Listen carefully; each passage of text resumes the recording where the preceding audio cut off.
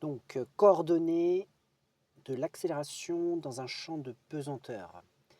Donc, du coup, il s'agit ici de déterminer les coordonnées de l'accélération. Donc là, on est en mécanique, on est en physique, et on cherche à déterminer les coordonnées de l'accélération qui s'applique sur un système qui est ce système de masse m dans un champ de pesanteur. Donc la première chose à faire, c'est déjà de définir, comme j'ai dit, le système. Donc généralement, on définit le système. Donc du coup, on peut dire un solide, mais on va dire ponctuel, parce que ça simplifie les calculs, le fait qu'il soit ponctuel, de masse petit m. De masse petit m, on pourrait dire représenté par le point G. Voilà, puisqu'il est ponctuel, il est représenté par le point G. Par contre, sa masse est importante. Donc, ensuite, il est dans un champ de pesanteur. Voilà, il est situé dans un champ de pesanteur. Donc maintenant, on va faire le bilan des forces qui s'appliquent sur ce système. Donc, il est dans le champ de pesanteur, donc va s'appliquer sur lui son poids et éventuellement d'autres forces, mais généralement les autres forces sont négligées et donc il va être uniquement soumis au poids dû à la pesanteur. Donc c'est-à-dire qu'en fait, on peut dire qu'il est en chute libre. Donc du coup, on pourrait dire G, donc le système, est soumis à son poids. P. Et donc, on va avoir P qui va être égal à M fois G. Voilà. Avec G, donc, qui est le champ de pesanteur, l'intensité de la pesanteur, qui est donc un champ, et qui est un champ aussi qui est un champ uniforme. C'est-à-dire que dans la zone dans laquelle il est appliqué, il a toujours la même direction, toujours le même sens et la même valeur. Donc par exemple, là, si on représente ce champ sous forme d'un vecteur, comme cela, voilà, G ici, G également ici, et G également ici. Et donc les vecteurs que je représente sont tous de même direction, même sens et même valeur. La valeur est représentée par la longueur du vecteur. Bon, après, donc, si on détaille, quand on fait le bilan des forces, normalement, on doit détailler la direction, le sens et la valeur du vecteur. Donc, imaginons que là, on fasse cela. Donc, du coup, la direction de cette force, c'est verticale. Bon, parce que généralement, bon, on est sur Terre, hein. On peut être sur une autre planète, parce que bon, un champ de pesanteur, c'est à la surface de la planète. Donc là, on considère qu'on est sur Terre. La direction, ensuite le sens. Donc le sens vers le bas,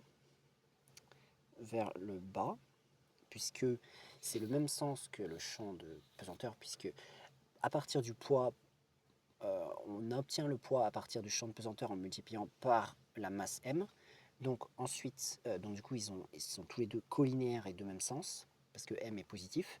Donc ensuite, la valeur, 2 points, P égale m fois G, sans flèche. C'est juste la valeur du vecteur. Donc bien sûr, si on a la masse et si on a la valeur de G, sur Terre, G est environ égal à 9,80 newtons par kilogramme approximativement. C'est une constante, puisque bien sûr, on est dans un champ uniforme, donc c'est-à-dire que la valeur est constante. Et donc P va être égal à la masse fois l'intensité de la pesanteur. Donc voilà les caractéristiques, et ce poids s'applique bien sûr sur le point G qui représente le système. Donc on a fait le bilan des forces. On considère que le système est juste soumis à son poids. Il est en chute libre quand un système est juste soumis à son poids.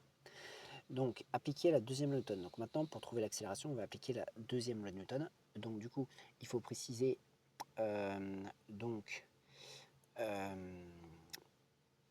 quel référentiel est-ce qu'on travaille. Donc le système G est dans un référentiel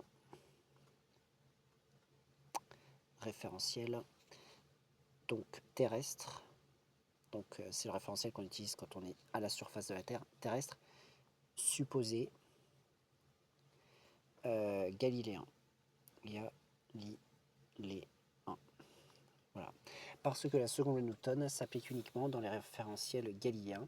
Un référentiel galiléen, c'est un référentiel dans lequel la première loi de Newton, c'est-à-dire le principe d'inertie, est vérifiée. Donc, maintenant on peut dire, d'après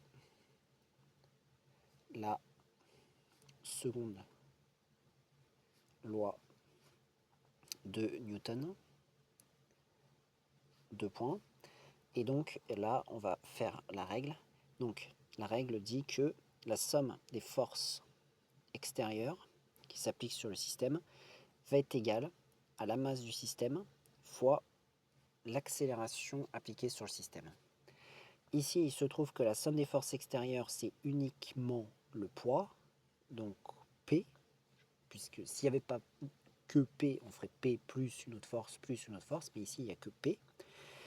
Et donc, qui va toujours être égal à M fois l'accélération, la masse fois l'accélération.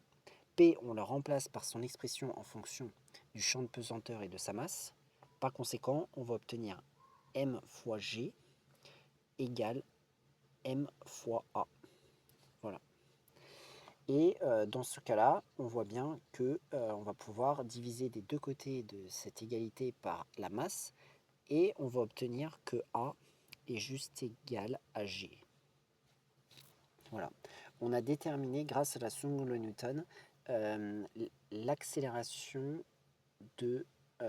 auquel est appliquée, enfin l'accélération qui est appliquée sur le système. A est égal à G. Et ensuite, donc on va en déduire les coordonnées de l'accélération. Donc A, donc par exemple ici on a le système qui est ici, le point G, sur lequel s'applique la force qui est le poids, qui est égal à M fois G. Et on en a déduit que A est égal à G. Donc en fait, il va falloir juste déterminer les coordonnées de G qui seront les coordonnées de A. Et généralement, on l'écrit comme cela. On écrit donc le vecteur, on fait une accolade et on écrit ses coordonnées. Donc AX qui sera son abscisse et AY qui sera son ordonnée. Donc si on observe, sachant que G, il est dirigé selon l'axe des ordonnées et il n'a aucune composante selon l'axe des abscisses puisqu'il est dans la même direction que l'axe des ordonnées, on peut donc en déduire que sa coordonnée selon l'axe des abscisses est égale à 0, donc on va mettre 0. Et ensuite, donc, par conséquent, étant donné qu'il est dirigé selon l'axe des ordonnées, eh bien, la coordonnée selon l'axe des ordonnées va être directement la norme de G. Mais attention au sens, sachant qu'il est dirigé dans le sens inverse, ça va être moins la norme, puisque donc, sa coordonnée sera négative. Donc, on va avoir moins G pour la coordonnée selon Y, selon l'axe des ordonnées. Donc voilà, G dans le sens inverse.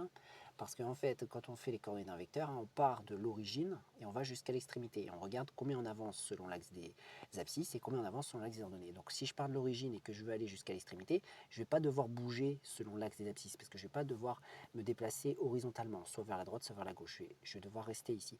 Par contre, ensuite, selon les ordonnées, je vais devoir bouger, c'est-à-dire parallèlement à les ordonnées, je vais devoir bouger. Et je vais devoir m'avancer comme cela, vers le bas, verticalement vers le bas, de la norme en fait de G.